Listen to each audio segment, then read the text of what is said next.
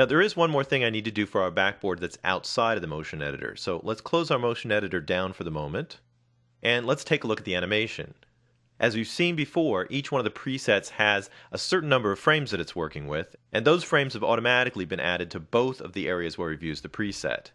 But, of course, if I move my playhead beyond that point, we can see that our backboard disappears.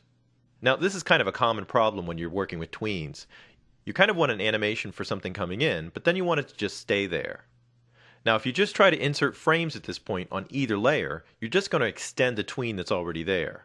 So let me show you a technique that you can use to create a second frame span that doesn't move, or a static frame span. Now, every frame span starts with a keyframe, and I'm going to put one right out here.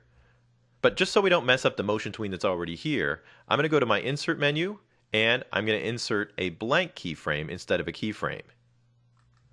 That way we won't simply extend the motion tween. We'll create a new keyframe after it.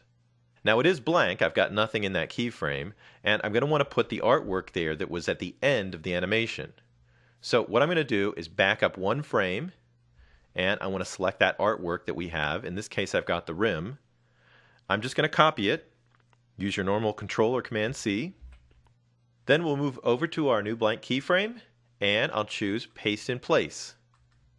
Now since we didn't copy the motion or the keyframes, all we did was a normal copy. All we got was the artwork that was sitting in the old keyframes.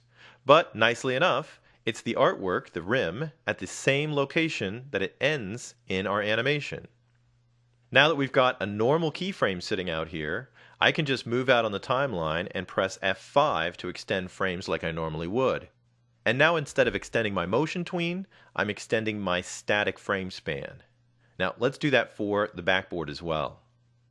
I'll first put the playhead at the end of the animation. We'll select the backboard and copy it. Then we'll just make a new blank keyframe at the end of my motion tween. I can use Insert Timeline and Blank Keyframe. We'll use Paste in Place to put our backboard right back in the spot. And then we can extend that layer by pressing F5 and add more frames to it as well.